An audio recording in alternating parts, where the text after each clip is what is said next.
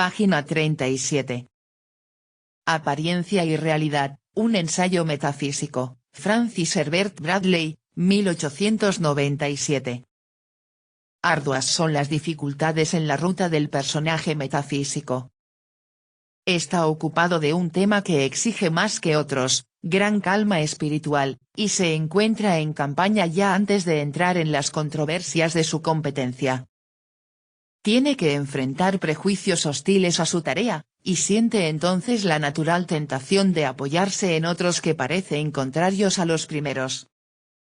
Sobre tales preconcepciones adversas a la metafísica en general, intentaré hacer algunas observaciones por vía de introducción. Estaremos, quizás, de acuerdo en entender por metafísica un intento de conocer la realidad en cuanto opuesta a la apariencia o el estudio de los primeros principios o verdades últimas o, también, el esfuerzo para comprender el universo, no meramente en retazos o fragmentos, sino de alguna manera como una totalidad. Una investigación cualquiera de esta especie encontrará numerosas objeciones al tiempo de iniciarse. Se dirá que el conocimiento que desea alcanzar la metafísica es del todo imposible o, si posible en algún grado, prácticamente inútil. O se objetará que, de todas maneras, nada podemos necesitar que no se encuentre en existencia en el mercado de la filosofía. Diré algunas palabras sobre estos argumentos, siguiendo su orden. Argumento 1. Aquel que está dispuesto a probar que el conocimiento metafísico es del todo imposible no tiene aquí derecho a réplica. Debemos pedirle que encuentre su respuesta considerando la totalidad de nuestro trabajo. No puede rehusar esta indicación, puesto que ya, y acaso sin percibirlo, ha entrado en la arena. Es él un cofrade metafísico con su propia teoría sobre los primeros principios. Y el punto es tan obvio, que debo excusarme de tratarlo. Decir, de tal índole es la realidad que nuestro conocimiento no logra percibirla, es pretender que se la conoce. Afirmar que nuestro conocimiento es de una especie incapaz de trascender la apariencia, es dicha trascendencia. Pues, si no tuviéramos ninguna idea de una región que se encuentra más allá de la apariencia, es evidente que no sabríamos cómo hablar de éxito o frustración. TV escribe. ¿Qué es lo que está más allá de lo que no vemos, no podemos medir ni percibir con los sentidos? Incluso, si usamos aparatos para ver más allá, aún queda algo oculto. ¿Para qué quiere uno ver más allá? ¿Con qué objetivo? Bradley escribe. Y el criterio que empleamos para distinguir el uno de la otra debe ser algún conocimiento de lo que es aquello que buscamos. En cuanto al que se dice escéptico, y pretende agobiarnos con nuestras contradicciones, afirma él también dogmáticamente. Porque, si no llegamos a saber que la naturaleza de la realidad es otra, estas contradicciones podrían ser la verdad última y absoluta. Pero no es este el lugar para discutir una clase de objeciones que, aunque no se quiera, son concepciones metafísicas, y que ordinariamente desaparecen a partir de un primer contacto con nuestra materia. En la medida de lo necesario, se tratarán en el lugar que les es propio. Pasaré entonces al segundo de los argumentos principales que se oponen a la metafísica. Argumento 2.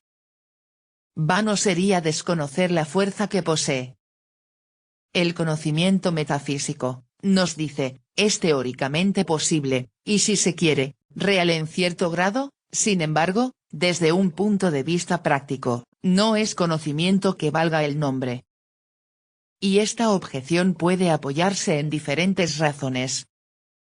Me propongo explicitar algunas y dar las respuestas que juzgo satisfactorias. La primera razón para rehusar la entrada en nuestro dominio se refiere a la confusión y esterilidad que en él imperan. Los mismos problemas, es lo que oímos, las mismas controversias, y siempre el mismo rotundo fracaso. ¿Por qué no abandonar todo esto y salir al aire libre? ¿No hay acaso otra cosa de más valor? A esto responderé muy pronto con toda la fuerza en mi favor aquí, rechazo totalmente que los problemas sean los mismos.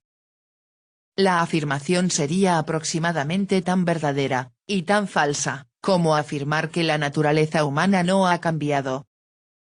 Y parece, además, indefendible cuando consideramos que en la historia no solo el desarrollo general ha influenciado la metafísica, sino que ésta ha reobrado a su vez.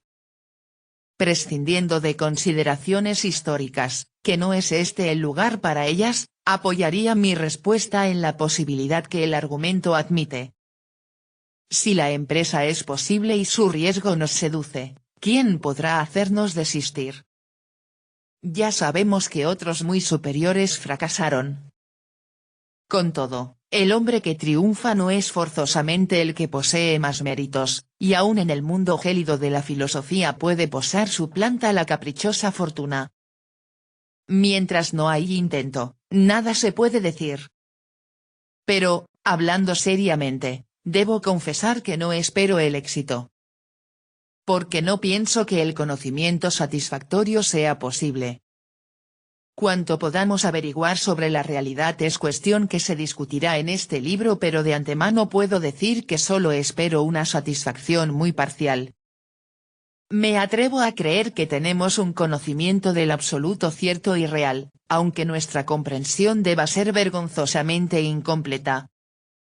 Pero estoy en desacuerdo total con la conclusión que de su imperfección pasa a su insignificancia. Y debo sugerir al objetante que abra sus ojos y considere la naturaleza humana. ¿Es posible abstenerse de pensar en el universo? Con esto, no quiero decir simplemente que, a cada uno de nosotros, sea o no que lo percibamos, deba manifestarse de cierta manera el conjunto de las cosas. Sino que, por múltiples razones, en la persona ordinaria se ve compelida al asombro y la reflexión.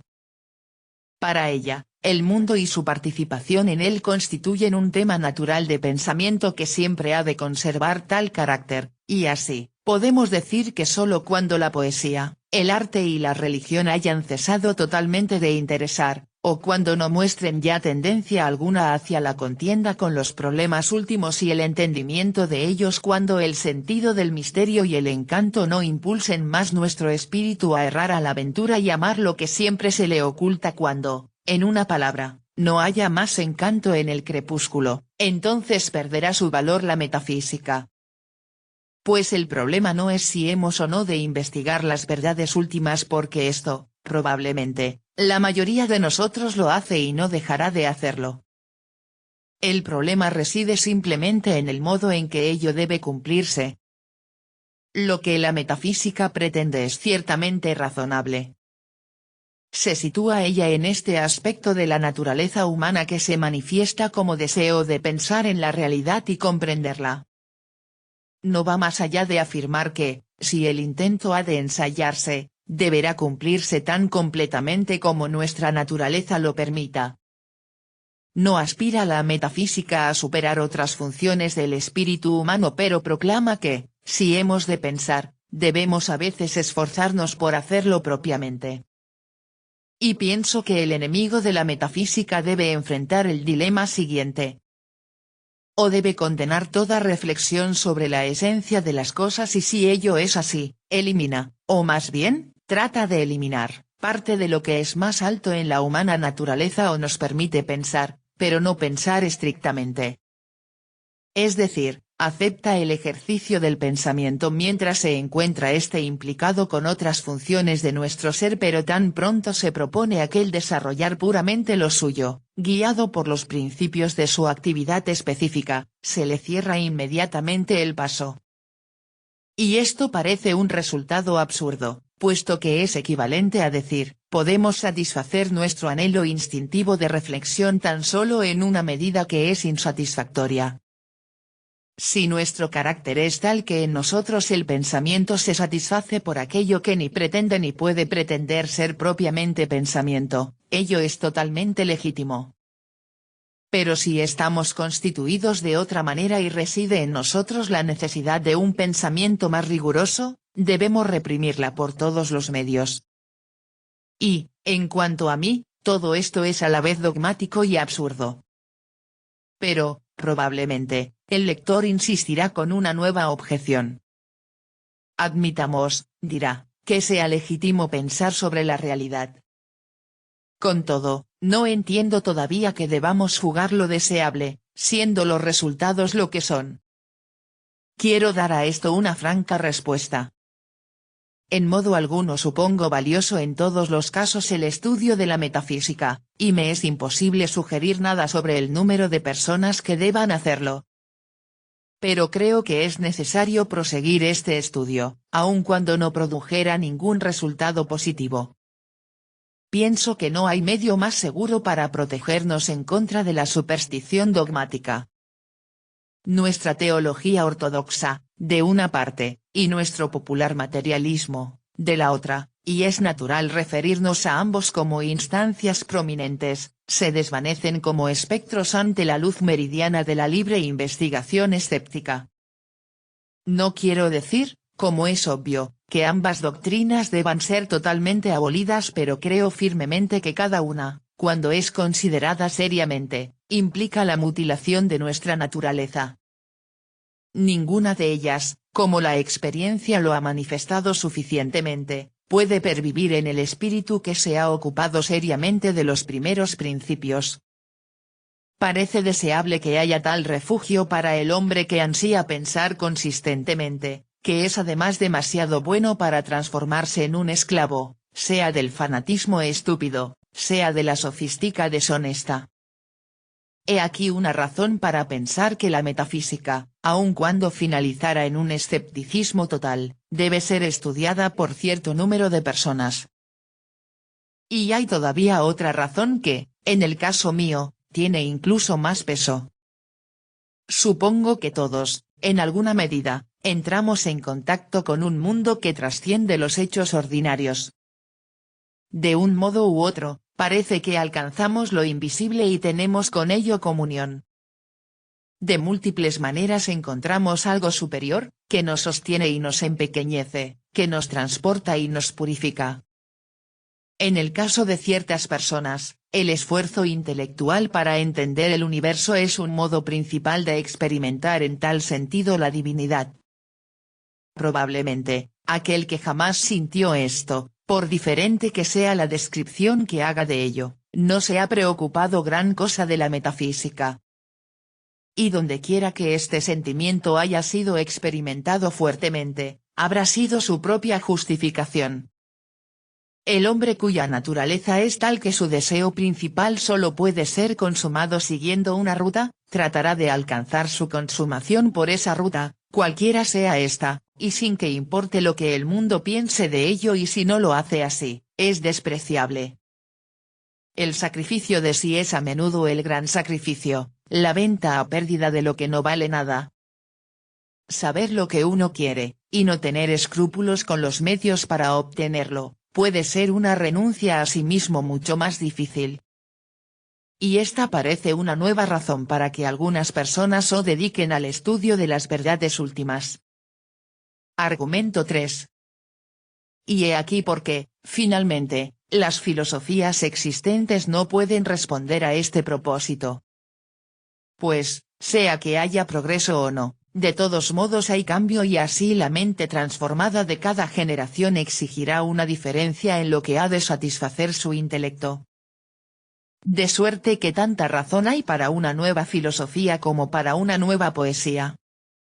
En ambos casos lo reciente es, a menudo, muy inferior a algo que tenemos ya en existencia, y no obstante responde a un propósito si alcanza en un sentido más personal al lector. Lo que es en verdad peor puede servir más adecuadamente para impulsar, en ciertos respectos y en ciertas generaciones, el ejercicio de nuestras mejores funciones. Y esta es la razón de que, mientras haya cambio, necesitemos y poseamos siempre una nueva metafísica.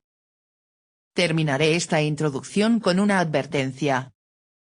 Me he visto obligado a hablar de la filosofía como una satisfacción de lo que puede denominarse el aspecto místico de nuestra naturaleza, una satisfacción que ciertas personas no pueden alcanzar tan cumplidamente por otro conducto. Y, quizás, he dado la impresión de considerar al metafísico como un iniciado en cosas muy superiores a cuanto el rebaño vulgar pueda poseer. Ello no pasaría de ser el resultado de un error deplorable, es decir, la superstición de que el mero intelecto es el aspecto más alto de nuestra naturaleza, y la falsa idea de que en el mundo intelectual lo que atañe a temas superiores es por esta razón más elevado. Es evidente que la vida de un hombre, en comparación con la de otro, puede estar más saturada de lo divino, o puede realizarlo con una conciencia más intensa. Pero no hay vocación ni búsqueda que sea acceso privado a la divinidad.